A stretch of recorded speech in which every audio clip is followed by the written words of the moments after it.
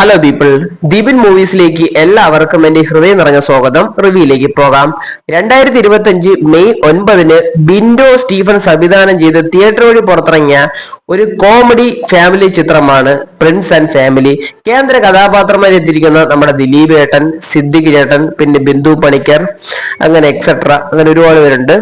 പക്ഷെ എനിക്ക് ഈ സിനിമ ഒരു നല്ല ആശയമാണ് തരുന്നത്. കാരണം ഇന്ന് സോഷ്യൽ മീഡിയയെ കുറിച്ച് ചർച്ച ചെയ്യുന്ന കൂടെ സിനിമയും കൂടിയാണ് ഈ പ്രിൻസ് ആൻഡ് ഫാമിലി എന്ന ചിത്രം. ഇതുകൊണ്ടുണ്ടാവുന്ന സൈഡ് എഫക്ട്സും എന്ന് വെച്ചാൽ നമ്മുടെ സോഷ്യൽ മീഡിയ ഉണ്ടാകുന്ന ഒരു സൈഡ് എഫക്ട്സ് ഒരാളുടെ ജീവിതത്തെ എങ്ങനെ ബാധിക്കുമെന്നും പറയുന്ന ഒരു വ്യക്തമായ കണ്ടന്റ് ഓറിയന്റഡ് ആയിട്ടുള്ള ഒരു ചിത്രമാണ് പ്രിൻസ് ആൻഡ് ഫാമിലി. എനിക്ക് തോന്നിയത് ഒരു പ്രേക്ഷകൻ എന്ന നിലയിൽ എനിക്കിത് മസ്റ്റ് വാച്ചബിൾ ആയിട്ടാണ് എനിക്ക് തോന്നിയത്. ഇന്ന് നമ്മുടെ സോഷ്യൽ മീഡിയ കൊണ്ട് ഉണ്ടാകുന്ന ഇഷ്യൂകളെല്ലാം ഒരാളുടെ ജീവിതത്തെ എങ്ങനെ ബാധിക്കുന്നു അല്ലെങ്കിൽ എങ്ങനെ സ്വാധീനിക്കുന്നു എന്നൊക്കെ വ്യക്തമായിട്ട് ഈ സിനിമയിലൂടെ കാണിച്ചിരുന്നുണ്ട്. അല്ല, ദിലീപേട്ട അവതരിപ്പിക്കുന്ന ഒരു ഇൻട്രോവേർട്ടായ ഒരു ക്യാരക്ടറാണ് നമ്മുടെ പ്രിൻസ് എന്ന് പറയുന്നത്. അദ്ദേഹത്തിന്റെ കല്യാണ പ്രായത്തിൽ വൈകിയാണ് നടക്കുന്നത്. ഫാമിലിക്ക് വേണ്ടി അദ്ദേഹം ഒരുപാട് സാക്രിഫൈസ് ചെയ്ത ഒരു വ്യക്തിയും കൂടെയാണ്. രണ്ട് അനിയന്മാരുടെ കല്യാണം കഴിഞ്ഞിട്ടും അദ്ദേഹത്തിന്റെ കല്യാണം വൈകിയാണ് നടന്നത്.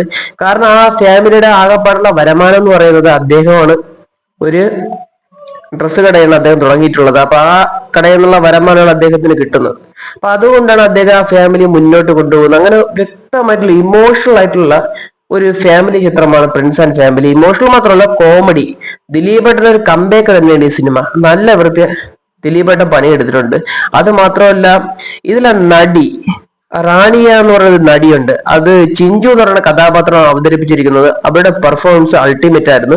പിന്നെ മഞ്ജു ചേച്ചിയെ പറയേണ്ട ആവശ്യമില്ല, അതും അൾട്ടിമേറ്റ് ലെവലിൽ തന്നെ പറയേണ്ടിയിരിക്കുന്നു. തകർത്ത് അഭിനയിച്ചു. പിന്നെ ബിന്ദു പണിക്കറും സിദ്ദിഖേട്ടനും തമ്മിലുള്ള കോമഡി എല്ലാം കിട്ടില്ലായിരുന്നില്ല. ധ്യാൻ ചേട്ടൻ കുറച്ചൊക്കെ ഉള്ളായിരുന്നെങ്കിൽ പോലും കുഴപ്പമില്ല. പക്ഷെ ഇതിൽ സ്കോർ ചെയ്തിട്ടുള്ള നല്ലൊരു ദിലീപേട്ടൻ തന്നെയാണ്. അപ്പം അങ്ങനെ ഒരു ജനപ്രിയ നായകനെ നമുക്ക് കാണാൻ പറ്റിയിട്ടുണ്ട്. ഇപ്പൊ ഈ സിനിമ C5 എന്നുള്ള OTT പ്ലാറ്റ്ഫോം വഴി അവൈലബിൾ ആയിട്ടുണ്ട്. അപ്പം കാണാൻ താല്പര്യമുള്ളവരാണെങ്കിൽ അവിടെ ചെന്ന് കാണാൻ ശ്രമിക്കുക. ഒരു മസ്റ്റ് വാച്ച് മൂവി. എനിക്ക് ഈ സിനിമ വളരെയധികം ഇഷ്ടപ്പെട്ടു. അപ്പം ഇനിയുള്ള വർഷങ്ങൾ അങ്ങ് ദിലീപേട്ടന്റെ വർഷമായിട്ട് മാറട്ടെ എന്ന് ആശംസിച്ചുകൊണ്ട് വീഡിയോ ഇവിടെ അവസാനിപ്പിക്കുന്നു. താങ്ക്സ്.